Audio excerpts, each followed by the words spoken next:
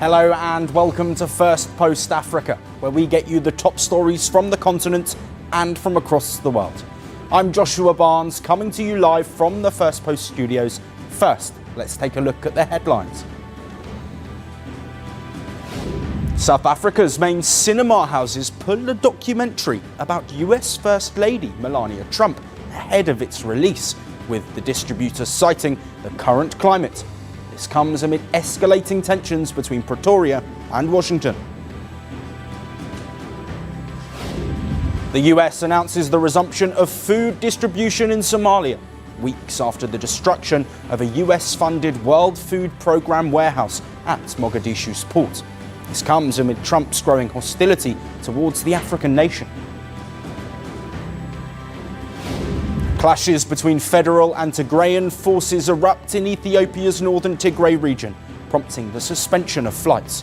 The renewed tension risks a return to conflict in the volatile region, which around 3 years ago emerged from a brutal war. Turkey is set to offer mediation between Washington and Tehran during a visit by Iran's foreign minister on Friday. This as Ankara considers reinforcing security along its border if the US-Iran dispute escalates. And China executes 11 people linked to a telecom scam operation as Beijing toughens its response to the sprawling transnational industry.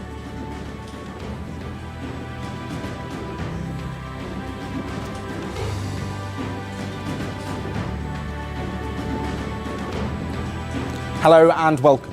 Our top story today is from South Africa. The country seems to be in deeper trouble over the BRICS naval drills, in which Iran was reportedly an uninvited guest. Its presence has further strained South Africa's ties with the US, raised tensions at home, and Pretoria has now blamed Beijing. President Cyril Ramaphosa has himself told the media that China led and organised the drills and looked after the invitations, and South Africa just hosted the exercise in its waters. Ramaphosa also made it clear that he had asked for Iran to withdraw from the drills multiple times. The Will for Peace 2026 exercise was held between January the 9th and January 16th. The drills were held in waters off the coast of Cape Town. Along with South Africa and China, Russia and the UAE had sent vessels to participate in the drills. Despite Ramaphosa's orders, Iran too participated in the exercise. The drills coincided with the deadly protests in Iran. The US, which is an arch foe of Iran, slammed Iranian presence in South African waters. Iran is a destabilizing actor and state sponsor of terror, and its inclusion in joint exercises, in any capacity, undermines maritime security and regional stability. It is particularly unconscionable that South Africa welcomed Iranian security forces as they were shooting, jailing, and torturing Iranian citizens engaging in peaceful political activity South Africans fought so hard to gain for themselves. South Africa can't lecture the world on justice while cozying up to Iran. Well, US President Donald Trump has also threatened to slap a 25% tariff on goods from countries doing business with Iran.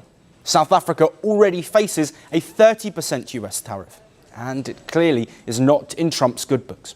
After the US backlash, South Africa launched a board of inquiry to investigate the matter. The board will see if President Ramaphosa's orders on Iran were misrepresented or simply ignored by the military. This is the second time in just 6 months that Ramaphosa appeared to be blindsided by his own military regarding relations with Iran. Back in August, South African Army Chief took a trip to Iran and had also sparked a controversy. Ramaphosa said that he was not even aware of the Army Chief's trip. The situation remains tense for South Africa. It is a regular target of Trump's attacks. Pretoria fears that Washington might even exclude it from a crucial US-Africa trade agreement. The bill to renew the pact has been passed by the House and awaits action in the Senate. Meanwhile, the Ramaphosa government is also facing backlash from members of its coalition government for cozying up to Iran and Russia. And now it seems that China could be creating even more challenges for South Africa.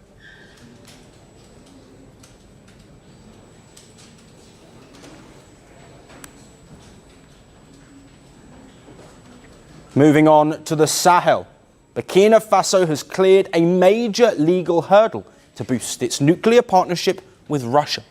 The junta-led nation has acceded to the Vienna Convention on Civil Liability for Nuclear Damage.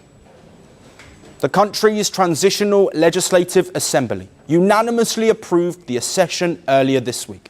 Now, why does this matter? It is because this accession is not just a legal move, it is the message Burkina Faso is sending to the international community. It has expressed its readiness to adopt a globally recognized system for managing the potential risks associated with nuclear activities. You see, the Vienna Convention was designed to ensure that adequate compensation is available for damage resulting from a nuclear incident. Under the treaty, the operator of a nuclear installation is exclusively liable irrespective of fault. This convention is an essential prerequisite for entering into any high-stakes international nuclear cooperation, such as the one between Burkina Faso and Russia. Back in June, the two countries doubled down on their pursuit of nuclear energy. They signed the final document of their historic intergovernmental nuclear deal. The deal involves the construction of nuclear infrastructure for peaceful reasons, and it is managed by Russia's state-owned corporation, Rosatom. Many steps have already been taken, not only through the signing of a roadmap with Rosatom, but also through the conclusion of the 4 memoranda of understanding that we were able to finalize in 2024.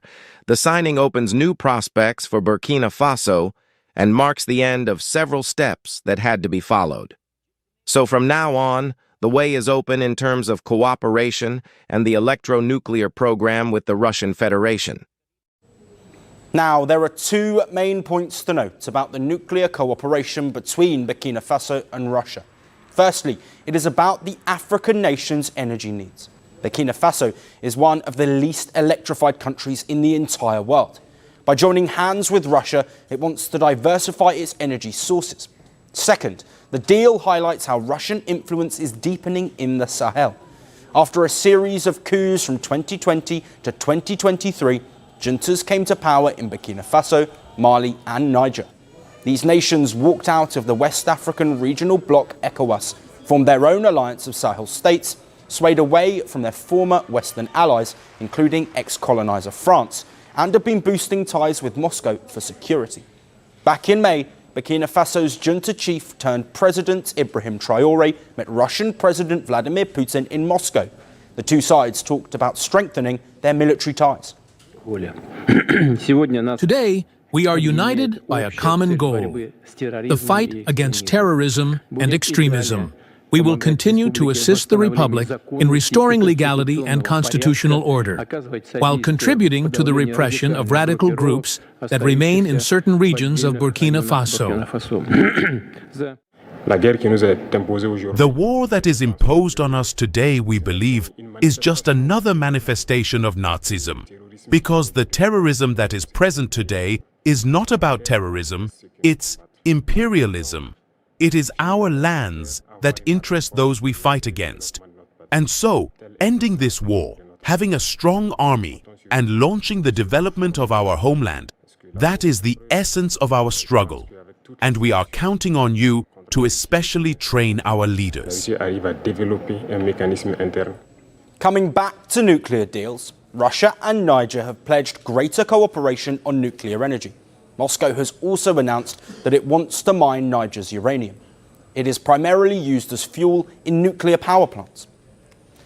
Burkina Faso's move to accede to the Vienna Convention to facilitate nuclear cooperation with Russia shows how Moscow is gaining ground in the Sahel as the region swings away from their Western alliances.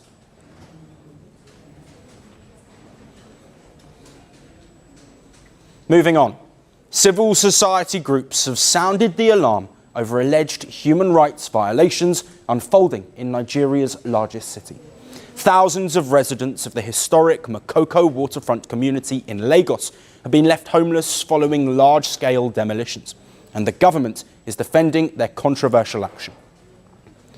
Wooden stilt houses, some of which stood for generations above the Lagos Lagoon, were torn down by authorities, transforming what was once called the Venice of Nigeria into a field of debris and displacement. Makoko is one of Africa's largest floating settlements, where narrow waterways serve as streets. Daily life depends on fishing, boat transport and informal trade. For many families, this was not just a neighbourhood, it was their only home and source of income. Residents watched helplessly as excavators moved in, crushing homes, community schools and small businesses.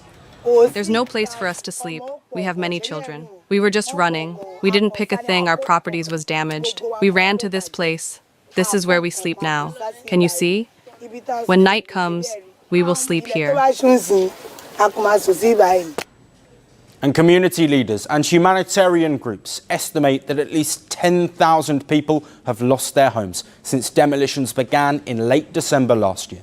Some groups say that at least 4 people, including 2 infants and an elderly woman, died during the operation, allegedly after tear gas was used to disperse residents trying to protect their homes. You had a crowd of thousands of people there, and these people opened fire on unarmed women who were standing just in front of them, babies and mothers, just as they did in Makoko. So it's clear that the state is not willing to learn. It's clear that the state is intent on demolishing not just properties, but even the lives and dignities of people here, as you have seen there. Well, on Wednesday, police fired tear gas at protesters demonstrating against the ongoing demolitions. More than 1,000 residents and affected families marched to the Lagos State House of Assembly demanding answers from the state government. The government says the demolitions are necessary for public safety and urban planning, citing risks from a high voltage power line crossing the lagoon. Officials had earlier told residents that homes could not exist within a certain distance from the power line.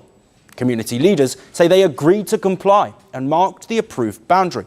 However, residents and non-profit groups claim excavators destroyed homes far beyond that limit, using aerial imagery to estimate damage up to 500 metres from the power line. Makoko, which began as a fishing settlement over a century ago, is home to tens of thousands of low-income residents, with population estimates ranging from 800,000 to 200,000. Makoko has long faced eviction threats linked to development and environmental concerns. Previous clearance attempts have drawn criticism from human rights groups over forced evictions without resettlement plans. As of now, authorities have not announced any formal rehousing or compensation programme. Now, community advocates allege that the demolitions are not an isolated incident, but part of a broader pattern of forced evictions targeting informal waterfront settlements. It is not only the Makoko residents that are here, there are more than 5 communities that are here that have faced or are facing forceful and illegal evictions without alternative whatsoever or consultation. So it's often, the state's actions are often couched under the pretext of urban renewal and even safety reasons. And sometimes these informal communities are criminalized because the state thinks that they have no right to sit. Many families are salvaging wood and metal from the wreckage, trying to build temporary shelters along the lagoon's edge. With demolitions continuing and no clear resettlement plan in place, tensions remain high, and the fate of thousands of displaced families hangs in the balance.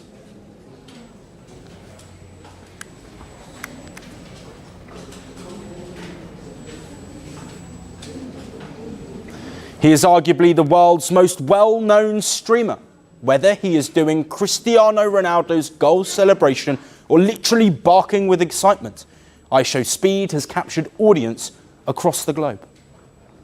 And the young American with more than 50 million YouTube subscribers has just wrapped up a 20-country tour of Africa.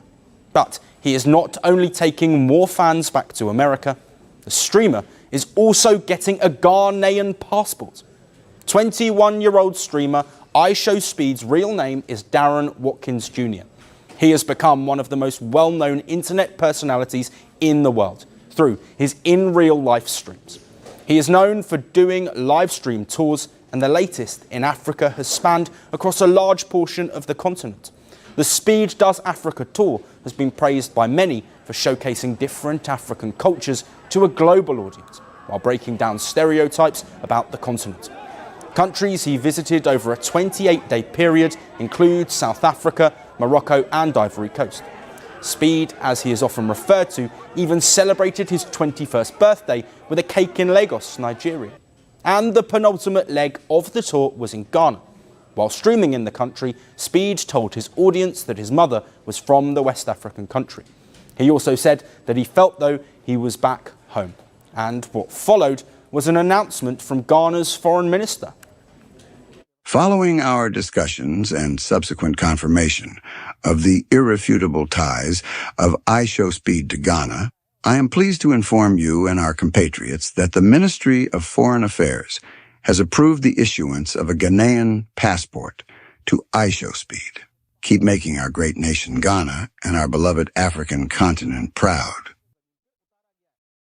And the decision has gone down well among many in the country. But some have accused the government of devaluing the nation's passport by handing it out to celebrities. One thing is clear, however, and that's the streamer's global pull, outside of his native America. Having started his YouTube channel in 2016 before even becoming a teenager, Speed started gaining traction in 2021 due to his intense verbal and physical reactions while gaming. Based in Cincinnati, Ohio, his content has evolved from gaming to real-world streaming of his life, often 24/7. He has made music, with his rap songs gaining major attention. And Speed has racked up awards and recognition for his innovation in the world of content creation. And this Africa tour has taken the 21-year-old's popularity to another level. Whether he was racing a cheetah, holding major fan meetups, or dancing with members of native African groups. Speed has now become a complete superstar in the continent, and Ghana have handed him a passport to cement his legacy in a country he can call a second home. Well, that's all we have on the show for today. We'll see you again tomorrow at the same time. Until then, thanks for watching.